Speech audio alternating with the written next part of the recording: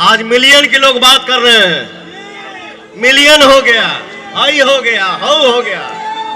सबसे पहले भोजपुरी इंडस्ट्री में 100 मिलियन पवन सिंह देखा है, पवन सिंह ही दिखाया है। जो आप लोगों ने भी कल्पना नहीं किया होगा उसको भी नचाऊंगा भोजपुरी में।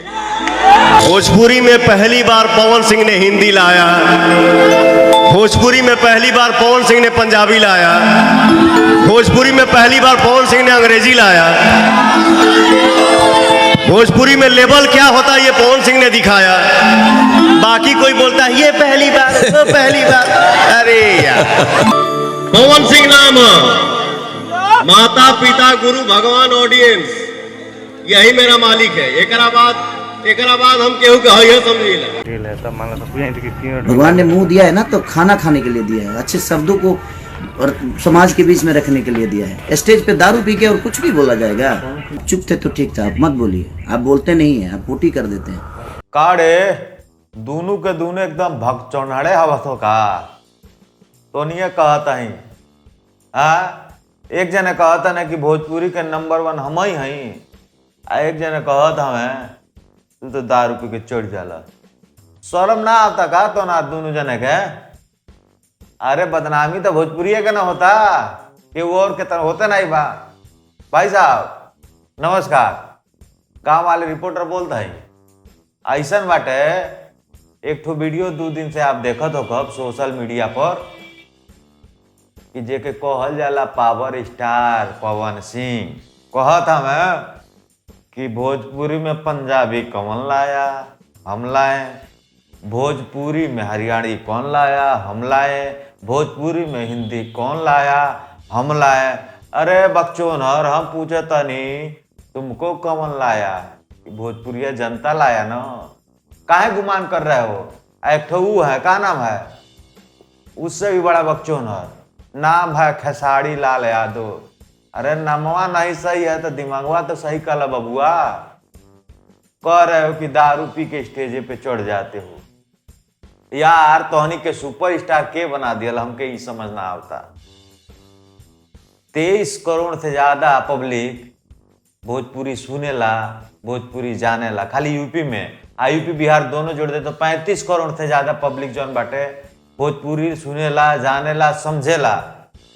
और ये लिए तोहनी के सुपर स्टार बनौले बा कि तोहनी के उनके बात करी जा, अपने में लड़ाई न करी जा।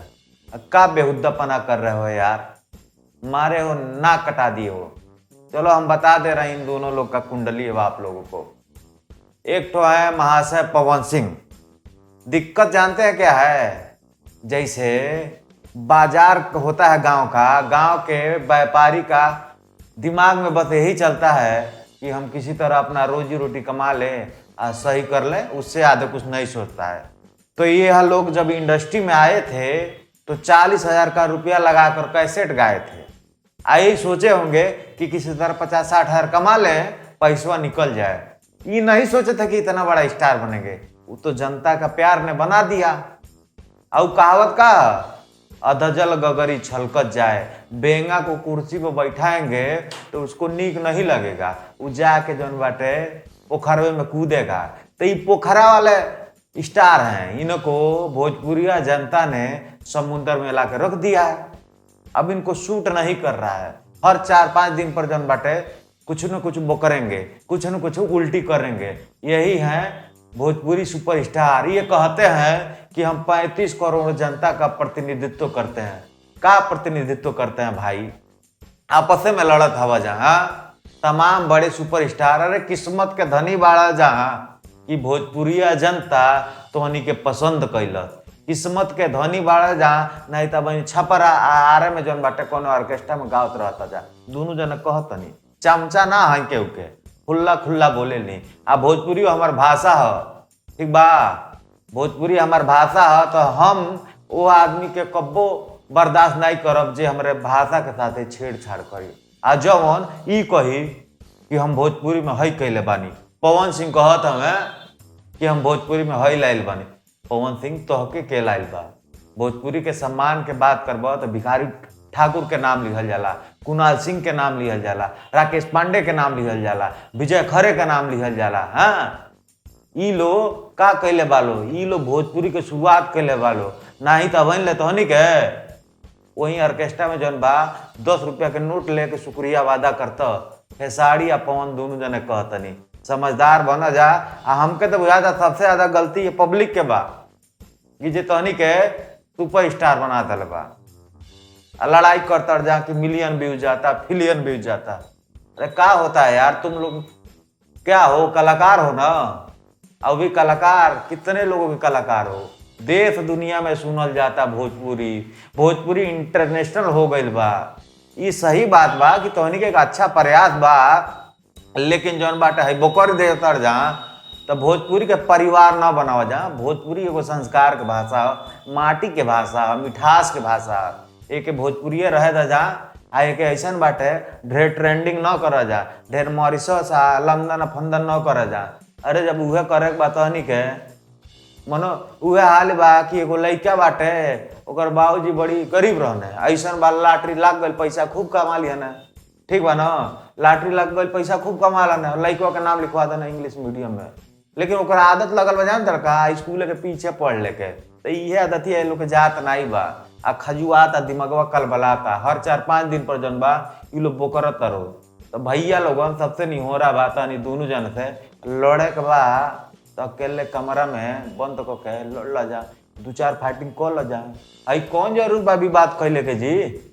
तू कहतड़ कि खेसारी कहतड़ तू कि दारू पी के का कहले बाड़, का करतड़, आज ले का कहले बाड़। खेसारी तू जनते नहीं बड़ा कौन सिंह का कहले बन हो। भोजपुरी में अगर कोनो गाना बाजेला एगो सबसे बढ़िया तो के कहल जाला लॉलीपॉप लागेलू, इंटरनेशनल बाजेला। योगदान भाई मानो कौन दू अर्थी दिमाग लेके चलत जा। खेसारी जब मिलेला पवन सिंह से तो कहला हमार बोल भाई हमें, अब कहतड़ कि दारू पी के, उनमें दारू पी के कहतड़ तो मैं पवन सिंह के बदनामी नहीं, उनसे ढेर बदनामी खेसारी जी तोहार होता। काहे कि बदनामी भोजपुरी के बा ना, पूरा भोजपुरी समाज के बा। तो कल के जो दूसरे इंडस्ट्री के दर्शक बने, साउथ के, तमिल के, तेलुगु के, अगर हमारे तमाम भाई कमाए जाता तो ये कहिए कि अरे यार तोहार भोजपुरी वाला स्टार पियक्कड़ हमें कुछ दारूबाज है कुछ। अरे दारू तो सब कोई पीता है, लेकिन जो कमरा के बाद कमरे में रहे बाहर ना निकाला जा। आ पवन सिंह तू बड़का ट्रेंडिंग न बना, ठीक बा। दोनों जने अपने मेहनत के दम पे बनल बाड़ा जा, लेकिन वो मेहनत में सबसे बड़ा मेहनत जान के करबा ऊपर वाला के आ नीचे वाला के। नीचे वाला के मतलब पब्लिक के, नहीं तो तहरी जैसा सुपरस्टार घूमता न हर गलिए में, ठीक बा ना। मौका मिलल, अच्छा समय रहे, किस्मत साथ दिया जा, सुपरस्टार हो गई जा। ई कल्पना नहीं कैले रहा जा दोनों जने कबो कि इतना बड़ा सुपरस्टार हो गई बानी। हमके बुझाता एक मारे तहनी के उल्टा के पुल्टा बोकर तड़ जाता। ई मान ल जा, आ कम से कम अपना खातिर नहीं, ई इतना जनता खातिर इज्जत बचा के रह जा। हऊ नचनिया वाला जन बाटे हाल न कर जा। अब तहनी के नचनिया नहीं बढ़ जा, सुपरस्टार बढ़ जा। का बढ़ जा? सुपरस्टार। तो सुपरस्टार वाला इज्जत रहे दा जा, नचनिया बनबा जा तो भोजपुरी जनता नचा के भगा दी। बड़े बड़े खिलाड़ी आई लो आ गई लो। भाई साहब हमार बतिया के बुरा लगल होई तो माफ कर दिया जा, ठीक बा। आ बतिया सहियो लगल होई तो बता दिया जा। आ वीडियो अच्छा लगल आज के तो कमेंट करके बतावा जा। गांव वाले रिपोर्टर भोजपुरी के भाषा खातिर कुछ धाकड़ धाकड़ वीडियो लावत करी हैं। चल थी ए बाबू पवन सिंह, बाबू नहीं भैया कहते हैं, ए भैया खेसारी मान जा जा, लड़ा जा मत, ठीक बा। काहे से तोहनी के लड़े थे, तोहनी के साथे साथे तमाम भोजपुरी के कलाकार, भोजपुरी के जनता, भोजपुरी के ऑडियंस के नुकसान बा। आ कुछ टाइप के लोग में राजनीति करी तो ऐसा न कर जा कि मैं राजनीति होके भोजपुरी के मान बढ़े, भोजपुरी के सम्मान बढ़े। अरे तोहनी के तो गर्व होके के चाहे भाई कि हिंदी सिनेमा के बाद कोनो ऐसा इंडस्ट्री बा जिसमें सबसे ज्यादा दर्शक माने वो भोजपुरी हमें। तहनी के तो ये बारे में सोचे के चाहिए कि भोजपुरी सिनेमा के मल्टीप्लेक्स में कैसे लावल जाए, भोजपुरी सिनेमा के पीवीआर में कैसे लावल जाए, भोजपुरी सिनेमा के हाई प्रोफाइल जो दर्शक होला ओकरे घर में कैसे पहुंचल जाए। तो तहनी के इच्छी नरपण से बाहर निकला सब वर्दी, ठीक नहीं बा। रिसियाल लबा तो रिसियाल लिया, ये बात सही बा। सुपरस्टार हवा जाए मान ल जा, नचनिया वाला हरकत न कर जा। चल तनी, नमस्कार।